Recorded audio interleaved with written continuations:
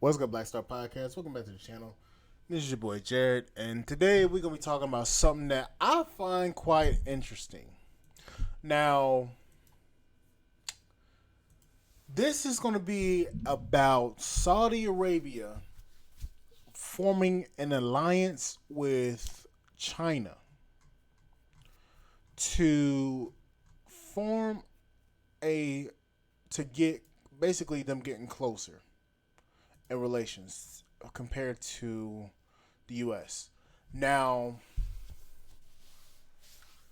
this is going to be about the security plan with this is gonna be about more than just security actually. So let's get into this. So share my screen. So China and Saudi Arabia are getting closer.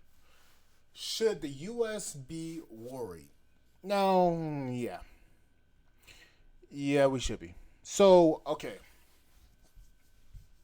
Saudi Arabia this week moved closer to joining a China-led Asian security and economic bloc, having been granted the status of a partner in the Shanghai uh, Cooperation Organization as it expands its global outreach. A club of mainly ex-Soviet states, well, as a mostly ex-Soviet state, as a club of mostly ex-Soviet states, the SCO includes Russia and China, as well as major economic players such as India and Pakistan. The kingdom could eventually be granted full membership. China's growing role in the Middle East of late has alarmed Washington. You fucking idiots! This month alone, Beijing. Uh, Hold up. This month alone, Beijing med- um, meditated, um, mediated, not meditated, mediated a landmark agreement between arch foes Iran and Saudi Arabia that could help significantly ease Middle East tensions. Saudi Arabia also significantly strengthens its energy ties with China by announcing on Monday a $3.6 billion deal to buy 10% of China's Rosine. I don't even know how to say that. Uh, par, uh, Chemical, which would see its supply 480,000 barrels a day of crude oil to the company. Analysts say that as the U.S. rivalry between China and Russia intensifies in an increasingly polarized world, Saudi Arabia and other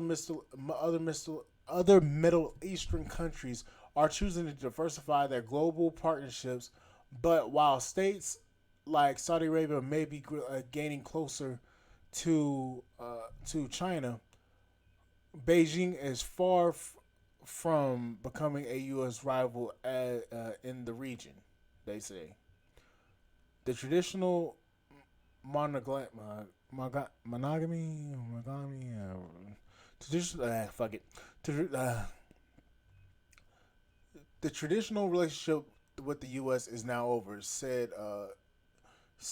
a Saudi analyst and writer.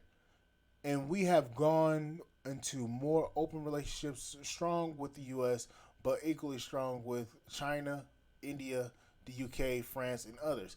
That po- uh, that polarization is the result of different parties bringing different forms of influence to the table. He told CNN, the smart thing for the kingdom to is to put in place a portfolio of strategic relations that all contribute to its security and oh, I get what they're doing. I get it. I get it. The kingdom is not the kingdom. It's not the kingdom it was 5 years ago. Hold up. I skipped over a fucking set. Hold up. The kingdom's ambassador to U.S. Princess. Ooh. Uh. Who is this? Oh. See, this is why y'all motherfuckers need to keep y'all motherfucking mouth out of shit. Okay. So the kingdom's ambassador to the U.S., the princess, told CNN's Becky Anderson in October that a review of the U.S. Saudi relationship was a positive thing. The kingdom is not the kingdom it was 5 years ago. It's not the kingdom that it was 10 years ago. It's so every piece of analysis that existed is no longer relevant, she said, strengthening nonetheless that the alliance with the U.S. was widely ranged and robust. Speaking to, matter of fact, speaking to CNN's Becky Anderson on Thursday, don't know what the fuck that is. The professor of Middle East Studies and International Affairs at the Johns Hopkins University of Advanced International Studies said that the U.S. needs to rethink its Middle East policy because it has been based on a very different. Hold up. What is that? Conception of Saudi Arabia. Analysts, however, say that the Middle East is unlikely to become an arena for U.S. and Chinese rivalry, given Beijing's economic oriented focus and its aversion to play regional politics. The Saudi-China relation is therefore unlikely to become a full-blown alliance. So they're not. Hold up. Hold up.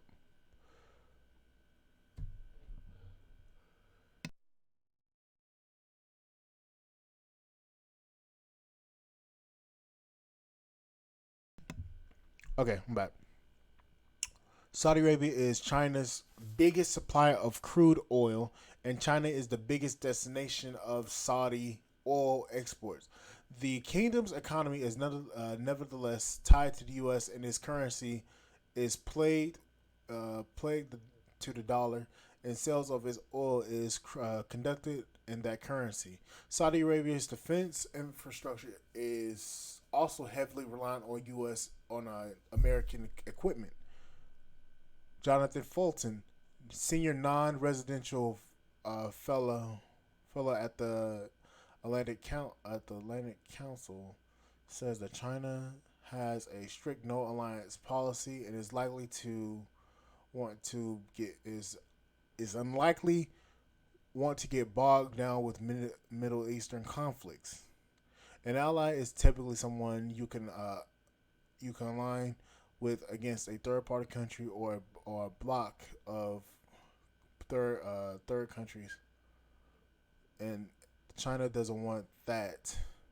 He told CNN they don't want to get caught up in other countries' issues, especially in the Middle East. Exactly, which we should be fucking doing, but we don't, because we keep getting pulled into everybody else's shit instead of letting everybody else's shit get handled by themselves. Now, I'm going to stop reading this. And I'm going to give my analysis upon other countries are starting to assess their relations and ties to the U.S., I'm going to give my opinion. The reason why a lot of these countries are starting to get a little iffy about doing business with the U.S. is because they seen the way that the U.S. handled the situation in Saudi Arabia. No, in Iraq. The U.S. pulled out of Iraq extremely fast, and the U.S. left a lot of the equipment in Saudi Arabia that was there, and not in Saudi Arabia. They left a lot of U.S. government issued equipment, weaponry, and a whole lot of other things in that country. So you're seeing a active retaliation and an active um you're seeing active retaliation and active judgment upon what the US pulled in Saudi Arabia. Not Saudi Arabia, in Iran, Iraq. We heavily influenced Iraq into this feminist culture. And what's going on is we're seeing that we they're seeing that we influenced a entire country based upon our ideals and based upon our issues, our sentiments. And what's going on now is these people are seeing that the US isn't as big as they say they are. So this is an open ended deal to them. They're saying that they can't rely on us because we're unreliable because of the way we did what we did in Iraq. So now you're gonna have countries actively judging us based upon what we pulled in Iraq, and I don't blame them. We left a significant amount of heavy artillery to, I'm not gonna call them terrorists, but to people that were willing to do everything they can to get their country back on code. This is what happened. The U.S. left, and look how fast they retook the country. They didn't have a will to fight. They didn't have a will to keep their country from falling back into enemy hands. They simply allowed it, and we simply provided the tools to let it happen. Countries are judging that based upon what happened. See, like they said, the kingdom of Saudi Arabia is not the same kingdom it was 10 years ago. It's not the same kingdom that it was 5 years ago. This is a new kingdom. So the same U.S. policies and bullshit that we pulled back then will not fly now. Quite frankly, I put this on us as the U.S., but shit, we need to stay out of everybody else's conflict. And quite frankly, everybody else is seeing that the way the U.S. pulled out of Iraq, they're judging based upon that of if I need help, what are they going to do to me? How are they going to leave me? Are they going to leave me to fend for myself, or are they going to actually intervene? That's the way they're seeing it. But anyways, in other news, basically, the U.S. shot itself in the foot. Now we have open relations with. Now Saudis have open relations when we were strictly the biggest biggest importer of their oil. Now it's China. So now the U.S. is going. So that now what that means is it's going to affect the price of gas, price of diesels, price of everything is going to continue to go up. So what does that mean?